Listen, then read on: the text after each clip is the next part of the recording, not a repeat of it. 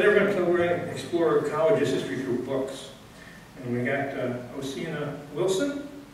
She's worked at Bennington College since 2001 and has served as Dean of the Library since 2015. She's involved in and supported work with the faculty and students at the college in creating a library aligned with educational vision of the college. So she's going to talk about the library. And we got Jeff Perkins, who's Vice President of Communications and Marketing. He's been with Bennington College since 2022.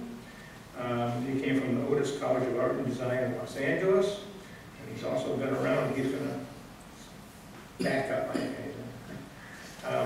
So how many people here are graduates of Bennington College or associated with Bennington College? That's what I thought. So here we go.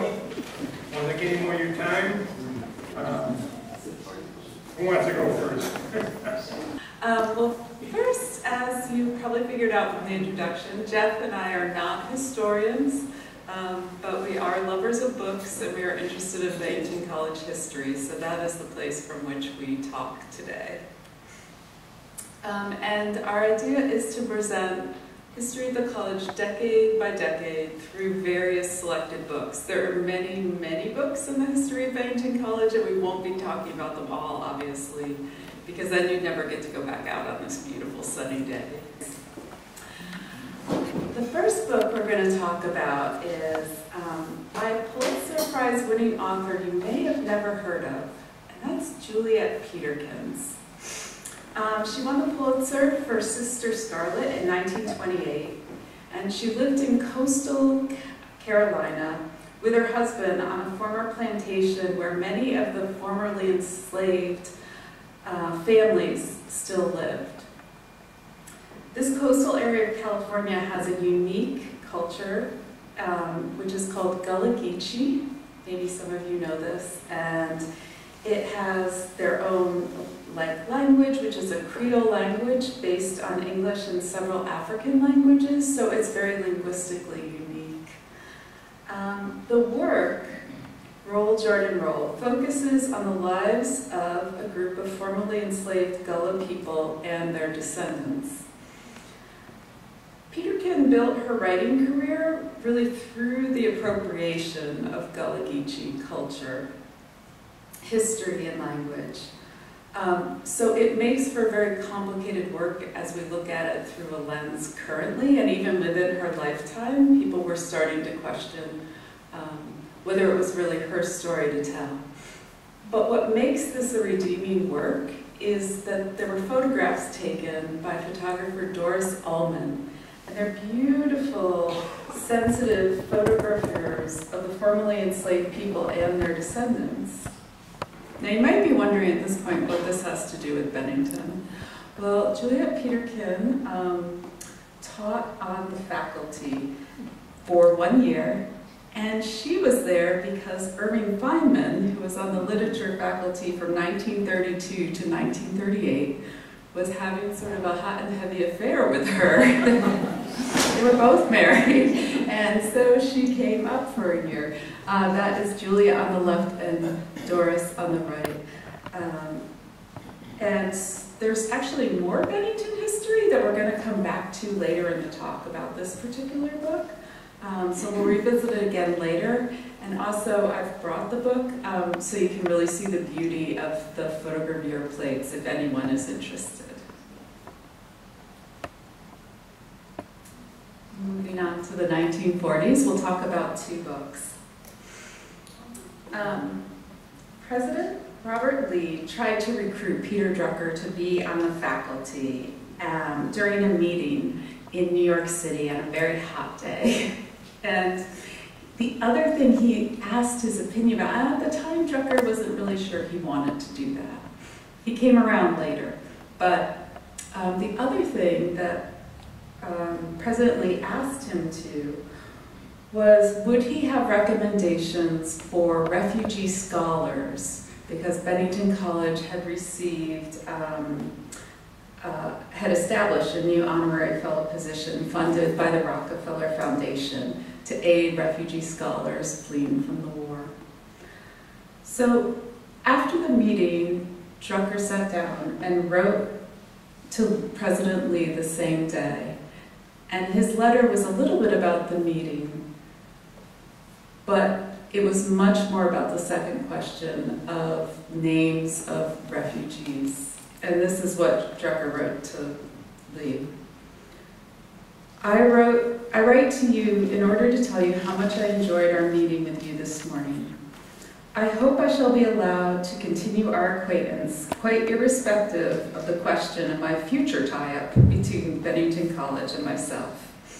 I'm afraid I overwhelmed you with names and recommendations of refugees and quasi-refugees this morning. I hope I have not been too much of a nuisance.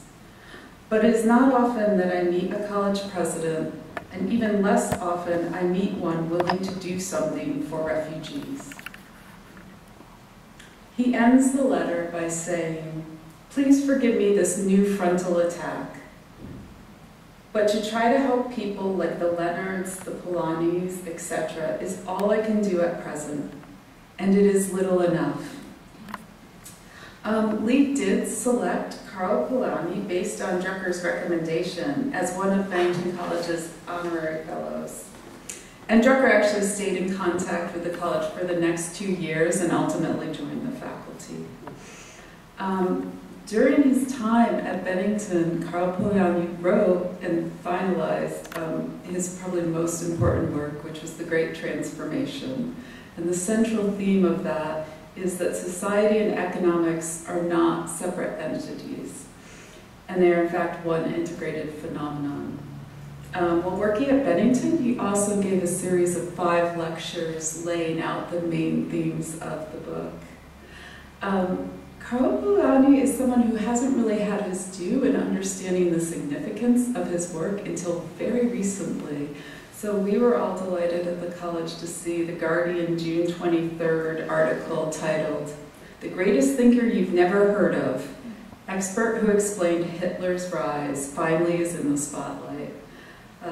And the other interesting thread through time that we'll see with this is that we currently do have a refugee scholar who's actually working in the library right now from Afghanistan and is doing amazing work. So this tradition continues today.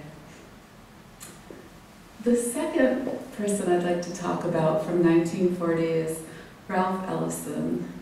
So in 1945, Stanley Edgar Hyman invited Ralph Ellison to come and give a talk at the college. And this was 7 years before Invisible Man was published. So he was not well known at the time. The talk was a huge success. The students actually voted it one of the top 3 events of the year at the college. They really enjoyed it. And Ellison and his wife Franny also, in their own words, completely fell in love with Bennington and would hurry back at a drop of the hat. There's some indication in a college archive that the college did try several times to bring him back as faculty, but I think after the publication of Invisible Man, he was very much engaged, but did continue to visit occasionally and actually became a trustee of the college from 1969 to 1976. In 1974, Ellison returned for perhaps what was the saddest visit of his time to be the inaugural speaker for Stanley Edgar Hyman Memorial Lecture. They maintained a strong friendship throughout both of their lives. And Ellison took the time to talk about his first meeting at the college. So this is in 1974, him reflecting back on the 1945 meeting. And he said, "Stanley Hyman convinced me that I might possibly have something to say which would be of interest to an audience. This was shortly after he arrived here to become a member of Bennington's faculty, and I fought him off as long as I could. But I was just curious about what was going to happen to him, considering some of the things we used to do rather late at night over a bottle. So I agreed rather opportunistically to come talk, to see what the scene up there was. To pay for that, I had to stand up and try to talk with a certain amount of consistency to an audience, over in the Commons. Out of such mixed motives are careers made, I suppose, because I have been a teacher in various places ever since. So Allison really credited Bennington as the first experience in a long teaching career. Now I'm going to invite up my colleague Jeff to talk about it. Thanks, Oceana. I want to say one of the highlights of doing this is working with Oceana, and I am not a historian nor any kind of expert on this topic, but I am curious, and I love Oceana and just appreciate so much her knowledge. And as we met to present, she would bring out these amazing facts and artifacts, and it just made me really interested. So I did graduate from Bennington's MFA program in '09, so that was one of the reasons that I wanted to come back to the position that I have there. It's a complicated place, and I hope that we touch on some of that complexity. One thing I think is really interesting is the first slide that we had up about the history, about the model of Bennington. The students really have to come up with their own course of study, as anybody who graduated there knows. This puts a lot of both pressure and possibility on the students, I think, but to me what's really interesting is that nobody is really telling students what they need to do. It's really coming from their own interests, which I think is a lot to put on anybody and can create maybe some of that tension that we experience there today. The 50s, I'm going to just talk a little bit about Stanley's wife, Shirley Jackson, who wrote a number of important books when she was living in North Bennington. Here are some of the pieces that Oceana actually shared from the archives of readings, and she filled in for a couple of classes. She had her own interesting relationship with North Bennington and with the college.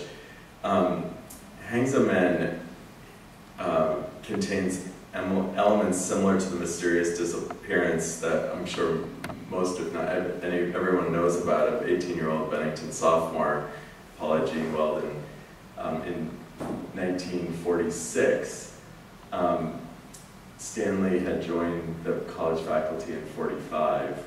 The connections include plot parallels, psychological themes, disappearances symbol, and the college setting. The novel takes place largely in a fictionalized version of Bennington. There's a quote from a letter to a friend: "Bennington is a haven for the neurotic and the misfit," which is perhaps why we find it so comfortable. What's interesting is she also, though, didn't really fit in, from what my research tells me, that she felt kind of at odds with the college. The college had its own culture. She was the wife of a faculty member. So she had this kind of in and out feeling, both with the town and with the college. I love this quote. Jackson had become used to walking alone. This is from the book, Hangs of Men. She had become used to walking alone, used to words that came into her mind, and the thoughts she found herself thinking, used to the wonder and the strangeness of the solitary journey. It just made me think about Shirley Jackson walking in North Bennington, or living her life, and how she probably had that distance herself. One interesting thing, there's a lot of question of whether that Haunting of Hill House is Jennings' music building, and one piece that Oceana pointed out is that the hearth piece in Jennings is connected to "We have always lived in the castle." On the hearth before the fireplace lay a great stone lion with its paw extended. So she was definitely getting inspiration from the college. I'm going to go into the 60s now, and this great book by Kathleen Norris, The Virgin of Bennington, which is very fascinating, and I love this quote. Well, you can judge it for yourself. "I found a chair and another girl took a spot on the floor nearby, invigorated by Ben Bellett, who was a famous literature faculty member, lecture. I was more intrigued than intimidated by the lengthy reading list he handed out. but I was distracted by my neighbor who throughout the class chain smoked, drank from a bottle of Coca-Cola and ingested small white pills. When the class ended, I asked her how she was feeling. She stared at me blankly, and I couldn't resist adding that I didn't think it was a good idea for her to be taking so much aspirin. She looked at me as if I was possibly the stupidest person she had ever encountered and sneered, "This isn't aspirin, it's speed." So I mean, this is in the 60s, early 60s, and it made me think about what was going on at Bennington College during that period for women. I'm sure folks, if anybody graduated from that or was around that time, could probably share stories. But one thing that Kathleen Norris talks about is how she didn't feel like she fit in with Bennington College, how much she was counseling other girls, how there were boys coming from other colleges around to date women from Bennington. It sounded like a very interesting place. She said, Bennington was a place where people were supposed to discover their genius, or at least find a path that might lead them to it. But for all its freedom, it was also a place that you could feel oddly directionless and lonely if you didn't know how to handle it. I think this is an interesting theme that I mentioned earlier, of this so much freedom, but also what can come from that. And I think about it as a marketing person at Bennington, because most colleges direct their students' paths. You take these courses and you graduate with this major. We don't do that. And so it's really interesting to think about what that does when we put that responsibility on our students. But this interesting thing of individualized and maybe some loneliness that comes from that too. Bernard Malamud taught at Bennington from 49 to 61, and his novel The Fixer earned both the Pulitzer Prize for Fiction and the National Book Award. It's a historical novel inspired by the case of Menahem Mendel Benlis, a Jewish man wrongfully accused of ritual murder in Tsarist Russia in 1911. I just have a couple of quotes here. Interesting, I thought, from the Paris Review interview. I taught for about 22 years in all, but I had a writer's life apart from teaching. I didn't consider myself a teacher who writes, but a writer who teaches. And what's interesting about this is that Bennington really prides itself on practitioner faculty who have lives out in the world, and they come to Bennington to teach what it is they're passionate about, which is different than some folks or some other colleges where their career is their time in academia. And this quote from Judith Rosner, who's the author of Looking for Mr. Goodbar, who studied with him at Bennington. He made you want to write well. He gave you a sense of literature as a high calling, something to live up to. He wasn't indulgent, but he was a teacher who really cared about writing. This is another theme that I kept seeing again and again, the seriousness of the calling of literature and how important it was to focus on your writing. And this is an antidote that Oceana helped me figure out, which is Robert Frost. And Oceana shared that early in his time, in the beginning, he was living in Shaftesbury and was very reticent to see the landscape change with the introduction of Bennington College. But this antidote's about the end of his life. In January '63, Robert Frost was recovering from a heart attack, a hospital in Boston. He received a letter signed by the Bennington College chairman of the board, wishing him well. And I just want to read this quote, because it's so interesting to see how maybe he was reflecting differently on the college at the end of his life. His memories of Bennington were fresh and sympathetic, and his admiration and appreciation of the college were warm and generous. He seemed proud to have given the new college his support. I hope I helped Bennington when she needed it. I worked for her. We talked about the college as it is now, how it first survived, then persisted, and now grows strong and vital, true to its birthright. I remember him saying, "We grow them tough in Vermont." And then Robert Frost died a few days later. I just think it's interesting because now, obviously, the college is caretaker of the house in Shaftesbury, which you can visit. And I believe I'm turning it over to Oceana.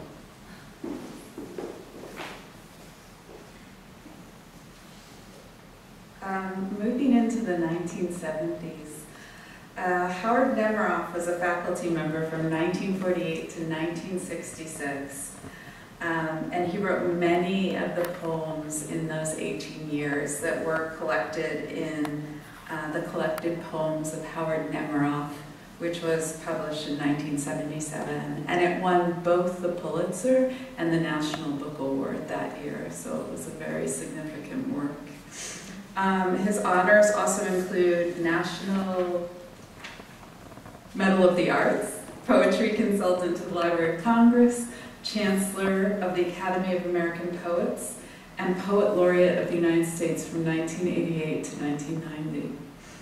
I think what's interesting in working at the archive is you also get hints at not only what people were doing, but sort of their personalities. And one of the reasons I've been sort of fond of Nemeroff is because he had a pretty good sense of humor, and it shows up in our documents.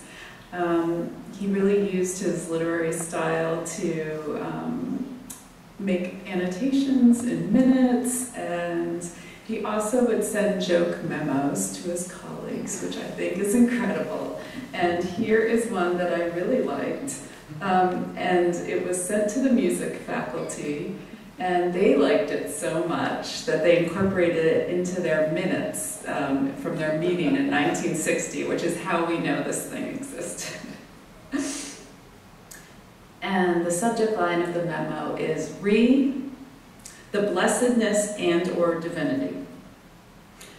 At 8:13:30 hours, this date, in the company of Miss Lucian Davis, who will confirm my statement, I observed a rather large circular cloud shaped, allowing for perspective, something like a spiritualized and attenuated donut, with far more hole than rim, poised exactly, though at a cockeyed slant, over Jennings Hall.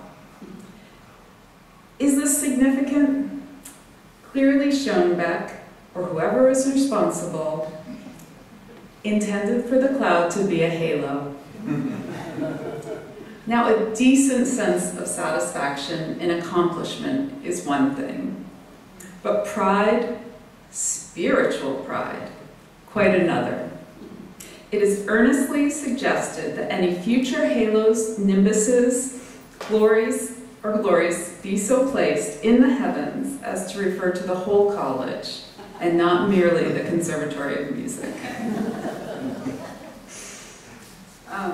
Michael Pollan is probably a name many of you know. He is a graduate of 1977 and has written many famous books, The Botany of Desire, Omnivore's Dilemma, among others. And what was fun about trying to see his later work and imagining what he did as a student, he was actually in one of the marketing materials that the college put out at the time, sending out to other students. And he was quoted as saying about the college, and he must have been probably a senior or maybe a junior at the time he says this, "Work is a fetish here. If only by virtue of a bastard version of peer group pressure, you are likely to find yourself working incredibly hard. If you don't, you run the risk of terminal boredom. Whatever social hierarchy there is at Bennington is largely constituted according to academic and artistic accomplishments. This is what people admire.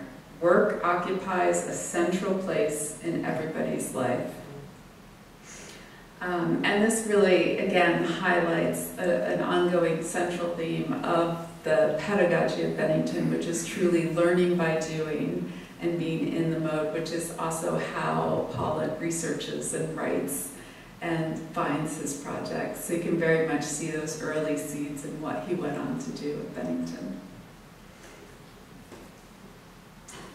Now moving on to the 1980s.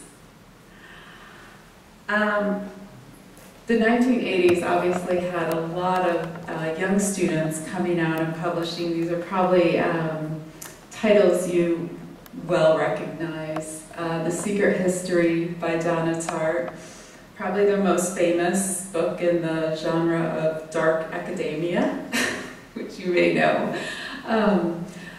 Donatar interestingly said one of the books she read while writing The Secret History was Shirley Jackson's We've Always Lived in the Castle. Bret Easton Ellis had a book contract for less than zero before he graduated, and it was published while he was still a student. Jill Eisenstadt published Far Rockaway in 1987, and Jonathan Lethem's first novel, Gone with Occasional Music, was published in 1994, and then in 1999, Motherless Brooklyn, which really catapulted his fame and career. But the books I'm especially excited to talk about are perhaps ones that are maybe lesser known, and I think that's changing. So Reginald Shepard graduated in the class of 1988. He was a poet, and his book of poetry, Summer Drowning, came out in 1994. He died of cancer in 2008. And Jericho Brown, who is a Pulitzer-winning prize author and poet, selected poems for the Selected Reginald Shepard, which just was published this year, and that's the book we have there. So this is his first collection of poetry, and it's a really incredible work. And earlier this year in May, Jericho Brown, Camille Rakin, and Jonathan Lethem spoke at a colloquium about Reginald, or Reggie, as some of them knew him. And perhaps most moving from that evening was Jonathan Lethem read from a piece for the event that he titled Notes on Reggie, which included memories of the time they had spent together as friends in Bennington's well-known places, the Canfield Living Room and BAPA, the Visual and Performing Arts Building, and Commons Lawn. Twice, Lethem noted that Reggie loved to dance. And after Jericho Brown said to him, "I didn't think about it until you were talking. As soon as you said it, it became clear to me, oh, he is always dancing. That is what he is doing in his writing." It was a very moving evening, and really a celebration, and we're very excited and hopeful that this is a resurgence of interest in reading of Reginald Shepard. And on the far right, Don Belton published Almost Midnight in 1986. In the fall of 2009, he began as a tenure-track position at Indiana University. Belton, who was described by many people as a very peaceful person, was murdered the December of that very same year, by a man who went on to structure his line of defense as the gay panic. One of the first times this was attempted, and thankfully it did not. The defense rejected it, and the man was acquitted. Belton's papers and his library were subsequently donated to Indiana University. And in 2010, we received a call asking if we were missing a copy of Roll Jordan Roll, the publication that I mentioned at the top of this talk. And the student working at the desk very diligently typed into the catalog, and it didn't come up, and they said, "Nope, we don't own that," and they hung up. So a few days later, I got an email from the head librarian at Lilly Library at University of Indiana, Breon Mitchell, and I'm so grateful to him because he said, "I just want to double check on this because our literature faculty are very excited to incorporate all of Don's books and papers into this library, but as I look at this book, I don't see a discard stamp or a withdrawn stamp, and I do see that it seems to have the book plate of the faculty member who taught at your college, so I just wanted to make sure." And I immediately wrote back and said, "Oh, that is absolutely ours, and we absolutely did not withdraw it." But what we had done was we had it out in the circulating collection. And I think it's fair to say at Don's time, we really didn't understand the full significance of that work. And I believe that for Don, it was incredibly meaningful as a book. And the book did come back to us. Brian was true in his word and sent it back. And I feel like Don carried the book as the protector for the time it needed. And I hope he got all of it that he wanted to have out of it. And then it did come back to us eventually, which is where it is now. Not in the circulating collection, but a really important part of Bennington's history. Jeff. What amazes me is how A Secret History is still in so many bookstores on their bestsellers. Whenever I go to a bookstore now, because I'm familiar with a lot of authors that came out of Bennington, I'm shocked with what percentage of folks on the table will be Bennington-related folks. I also want to say that Jonathan Letham's piece that he read is in the magazine that just came back from the printers in full, so you can pick up a copy. And Ashley Jowett is the editor of that magazine and does an incredible job and part of my team. So the 90s, I want to talk a little bit about Mary Oliver, who was a really, I think, exceptional poet and really well regarded. This is a piece by one of her students at Bennington. She taught at Bennington for a number of years, and she didn't teach a lot of places, so it was pretty incredible that she taught at Bennington. I don't know what to say about Mary Oliver's death except that she was a great and beloved poet, and also my teacher and academic advisor, and that she was kind to me. She was absurdly generous. I first met her as if inside one of her poems, in a field of tall September grass, under a big bowl of stars, just before dawn. It was my first week of college, and I hadn't been able to sleep with excitement. I had thrown a Fair Isle sweater on over my flannel pajamas, slipped some hiking boots over fleece socks, and ran out into the sleeping world. I was entering the field by the reeds of the nearby pond when I heard her coming along the path, a small unknown figure walking with two dogs. Unassuming yet unmistakable. Perhaps I should not say that we, quote, met there, since we didn't speak. We merely nodded as if it were normal to be up at that hour, passing in the dark. When I later introduced myself properly, I'd like to think that she remembered me as that girl from the field. There's a great podcast, it's an audiobook that came out called Wild and Precious, a celebration of Mary Oliver, and it's based in part from Bennington students' experience of having Mary Oliver as a faculty member. This is a long piece, but I want to read the beginning of this because Oceana shared this, and I really thought it was powerful what Mary Oliver said about Bennington. The reason I'm at Bennington is because Bennington is about a better idea. Bennington is about students learning and performing in accordance with deepening and ever-extending knowledge, purpose, and ability. And it's also about faculty learning and performing in accordance with deepening and ever-extending knowledge, purpose, and ability.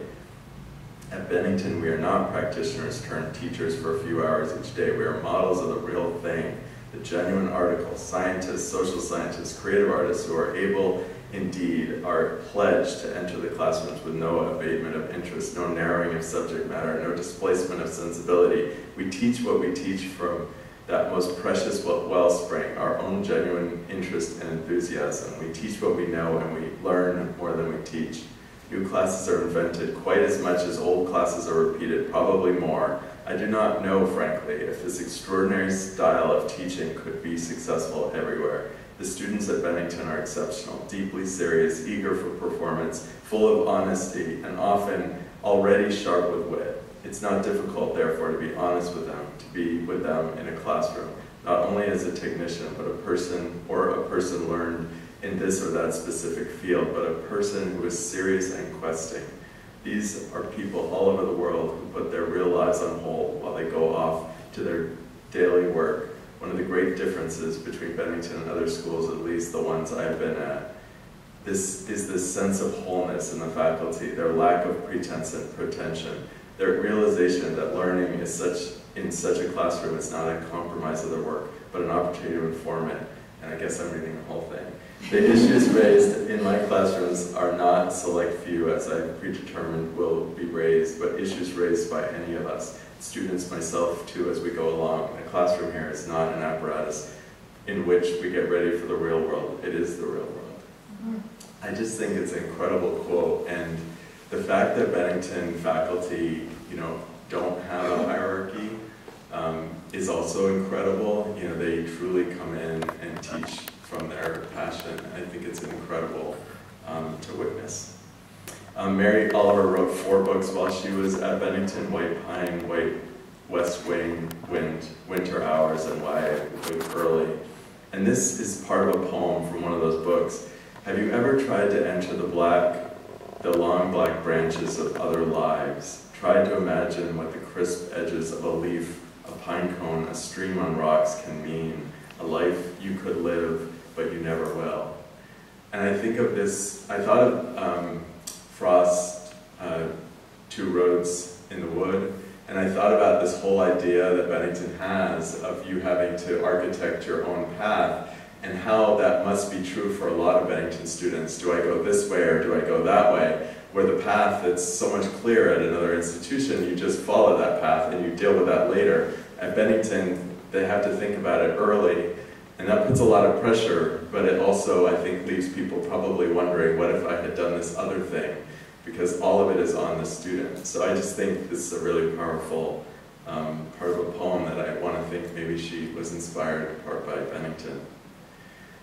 Kieran Desai went to Bennington, and I love this little piece from an interview. She doesn't talk a lot about her time at Bennington, but Desai went to college thinking she wanted to be a scientist. A writing class at Bennington taught by essayist, poet, and novelist Philip Lopate changed her mind. She published her first novel, Hubaloo, in the Guava Orchard in '98.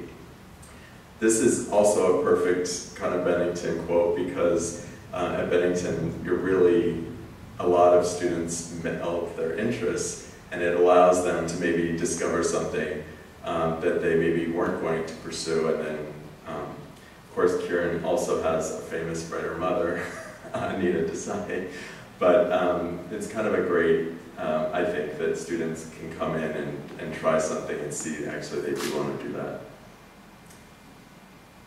A couple of folks from the 2000s. This book came out, and there's 2 quotes I want to share from this because I think it's a nice reflection on Bennington. I was instantly enamored with New York. I could watch the latest Hindi movie or a Hollywood blockbuster or an independent venture from an obscure part of the world. I could eat biryani if I wanted to, or try juicy pieces of sushi and enchiladas soaked in salsa. I could take the train to Uptown Manhattan or roam around the East Village. When Yashadi D and her family drove me to Bennington College in southern Vermont in early September, I was heartbroken, realizing how small the college town was, how sparse and rural, how far from New York, and how different from the America I'd seen on television and movies. So this is a different perspective of an international student coming to Bennington and maybe thinking they were coming to one place and finding another one. But I want to share the corollary of this, because this is also in the book. There's so much to write about Bennington, about those early formative years in the United States. I remember the beauty of that first New England autumn, how I marveled at the red, orange, and yellow leaves. I remember my first snow, the storm that turned everything white overnight. It was mostly cold at Bennington, the winters were long, but the ideas were new. I encountered words that had survived decades and centuries, written by poets, scientists, and biographers. I read stories, I read about others who felt like me, thought like me. Someone else had struggled like me, trying to make sense and find his way in the world. I just think it's a beautiful example of coming in with one idea and then finding yourself with that idea being complicated and maybe changed because of it.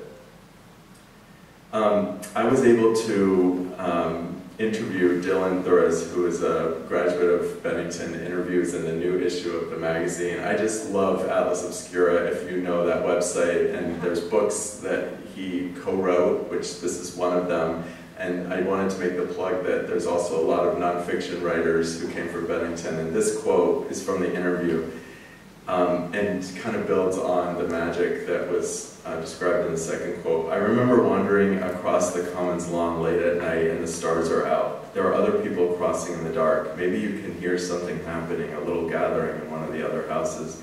The lights are on. I have these memories of traversing the campus at night and this feeling this sense of magic. You're just this pocket of people. It feels like you're in the middle of nowhere. You're not really. You're close to a relatively large population center in Vermont, as far as Vermont goes. But you feel like you're on this kind of magical island or mountaintop or something. This small scale geography, the way the houses sit on the commons. There's just something about it that creates this sense of tiny little kingdom. It is this tiny little world unto itself. And I just really love that way of describing it.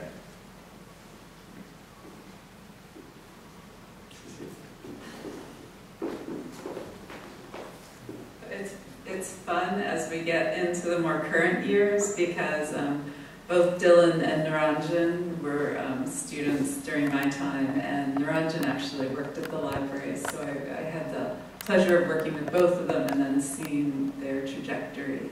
And I think it's interesting to note between Queens and the City, Niranjan's book was a memoir, and it was the first gay memoir published in Nepal. So it was a very groundbreaking work there, and they're both incredible people, and it's lovely to see. I think as we move into the 2010s, we start to see like a much more intentional effort in this time to really think about the diversity of voices and who can experience Bennington and who can come, and the value of intentionality behind having a diverse and both racially, through gender, through sexuality, through nationality. It's a very different place than when we started, but some of the same themes and the values are so clearly held throughout.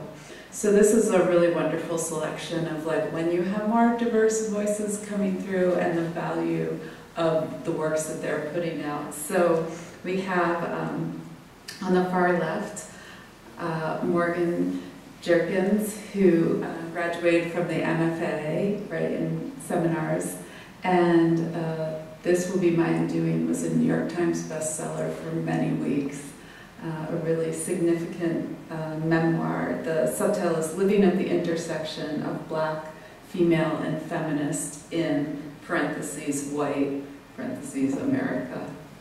In the middle, Black Space on the Poetics of an Afro-Future by Anne Duplan, who is a faculty member and a graduate. Anne is wonderful, teaches at the college now, and is an amazing trans curator, poet, artist, the founder of the Center for Afrofuture Studies, which is an artist residency program for artists of color, and our students are so lucky to be able to study under him. And on the farthest left, How to Say Babylon by Sophia Sinclair was a National Book Critics Circle Award winner, a New York Times notable book, and it was the best book of the year for almost all the lists in 2023. It was, just to name a few, the Washington Post, the New Yorker, Time, the Atlantic, Los Angeles Times, NPR, San Francisco Chronicle, Christian Monitor, Mother Jones, and Barack Obama. So, highly endorsed, and it is a wonderful book. I recommend, if you have a chance, you read it. And Sinclair came back as our 2024 commencement speaker. She gave a great talk, and if anyone's interested in seeing the talk, it's available on our website.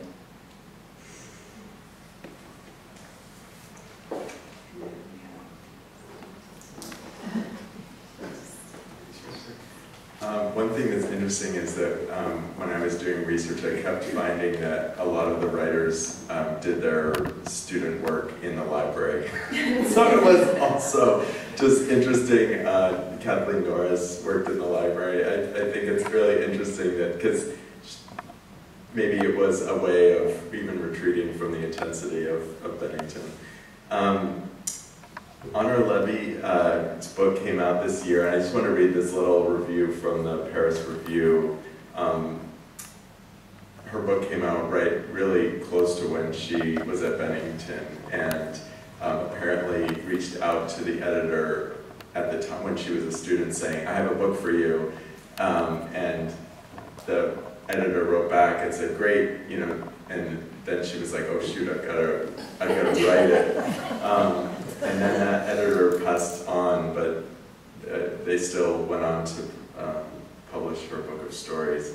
What makes Honor Levy the voice of a generation is her ability to take all those floating signifiers and dead metaphors, all those junk bits of content rendered inert by their repetition on Reddit, on Tumblr, in Shakespeare, and give them new life. In other words, meaning. And she makes it look easy. At their best, Levy's sentences hopscotch through intricate sequences of signs with perfect control and infectious glee. All you want to do is sit back and watch them play. Levy knows we're lucky to see all the ends and the beginnings, beginning and ending, and beginning and ending, and beginning and ending indefinitely. And our generation is lucky to have a voice that gives us a happy ending, or at least a happy way to end. So it's interesting, there's a lot written on this book, and whether it, you know, it's very experimental in ways and takes from the digital culture. And I also want to just mention Bruna, whose new book, she won the National Book Award for translating The Words That Remain, and she was just back on campus as a faculty member, and her first book is coming out this fall, Blue Light Hours. It's incredible to see students, I mean, writers who were literally students just a couple of years ago publishing their work. I also want to share it's the 30th anniversary of the MFA writing program. We didn't include a lot of those books.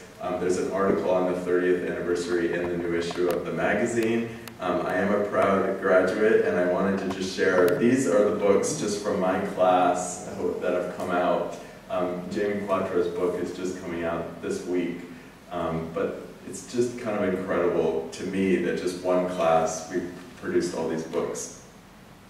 Okay, that's it. I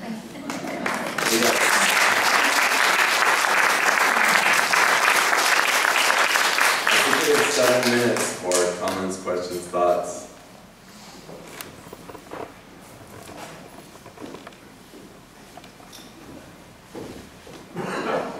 Hi, I'm Dave Pilichowski. I have the pleasure of being involved in Bennington Museum. What does being a neighbor of Bennington College mean to the museum?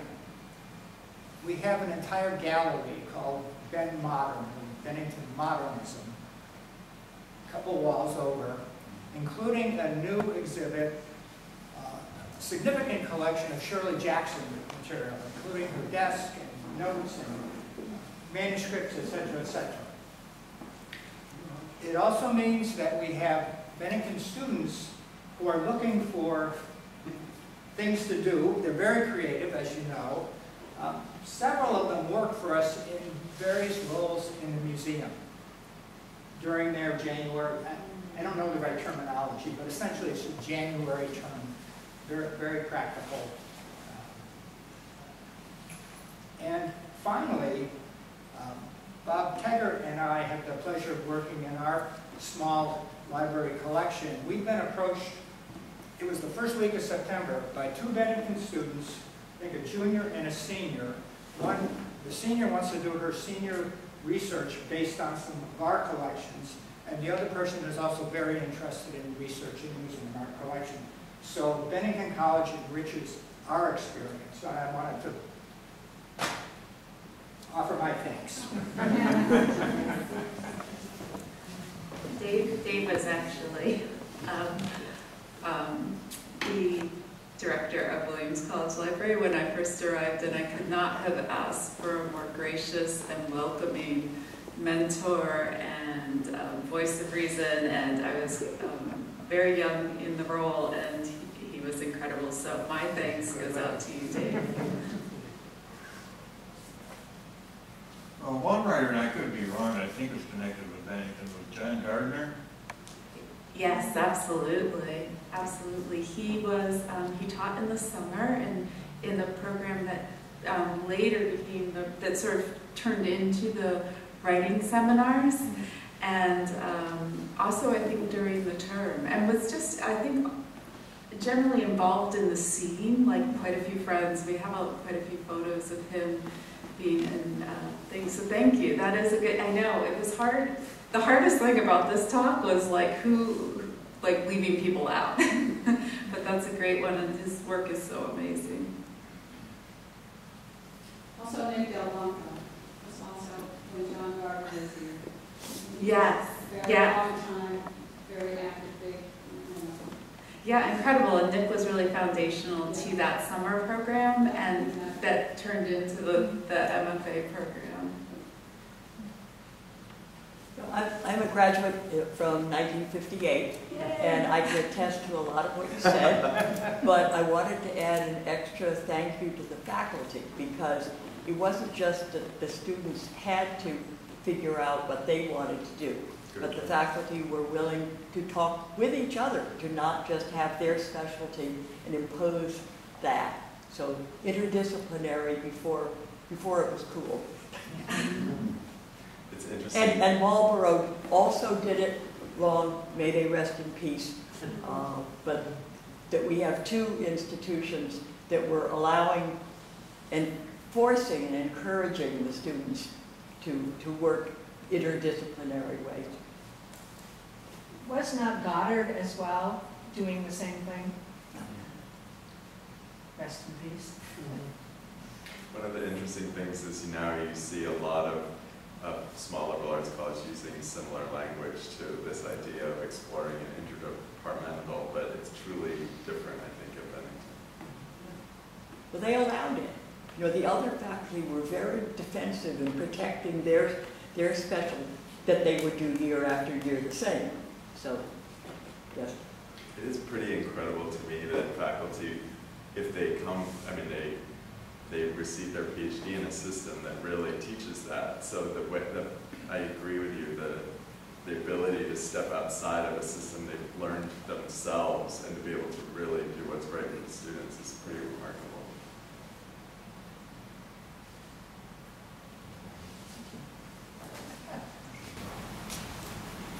How does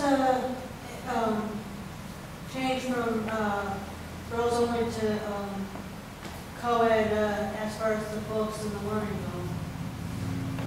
That's a fantastic question. That could probably be a whole additional celebration, but the college did go co-ed in 1969. It was very dicey. I think there were maybe seven, maybe 11. There were very few men in the first class. And they did, we have an amazing issue of the Alumni Bulletin where they sort of interview those men and interview women, and they share experiences. And I think it was really hard. I think for some of the alumna from the 30s and 40s, they were very heartbroken by the decision because they felt it fundamentally changed the experience, because for them, the freedom of coming to Bennington as a young woman in the 30s and 40s was incredible. And it's what we often heard from that group of alumni. But I think it really led to the longevity of the college in terms of sustainability of size. And I think it's enriched the college at the end of the day. Do you have Yes, yeah, you could probably speak to this. Yeah. While I was there were 4 or 5 dance and drama boys. Right. And another side of it was that first thing in September, the Dartmouth football team came down to scout around and look and see what was available. So, it was very different. Oh, and then the boys from the town would go up and see what was happening up there on the hill. You know, they're sort of like going into the woods dark at night or something. Let's go and see what those women are like up there. It's funny because Bennington also, like from the very beginning, had the idea of student agency. The students were also formed their own like disciplinary committee, and we have extensive minutes. And I would say maybe a good 1/8 of those involve unauthorized visits after hours, men sneaking in, men sneaking out, Williams, Dartmouth, yeah. Certainly in the 30s and 40s there was a great deal of, it wasn't as, it was a little more co-ed in spirit than one might imagine. Alan Alda was actually one of the early drama. On that note, I was wondering if you could speak to any notable playwrights who've gone through the college. Yeah. Well, I think because she's retiring this fall, Sherry Kramer, I think, is one of our most incredible American female playwrights currently writing and producing. And you can see her work. It's been up at the Dorset Theater, but also in many places and in print. So Sherry is who embodies the spirit of playwriting to me. And perhaps a little further back, not a playwright, but on screen, Stephen Bach, who was a director and producer, and Donald probably remembers Stephen, an incredible faculty member, and many of his students went on to have screenwriting careers and playwriting careers.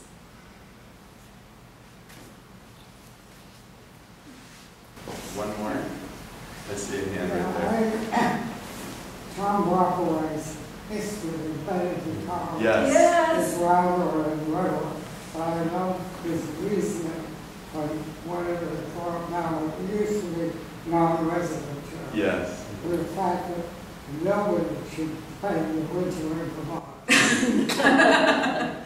Fieldwork term, yes. What we call Yes, the original non-resident term. Also, it was a practical measure because during the war, the heating oil prices were huge. So having the students leave during January and February saved the college a lot of money.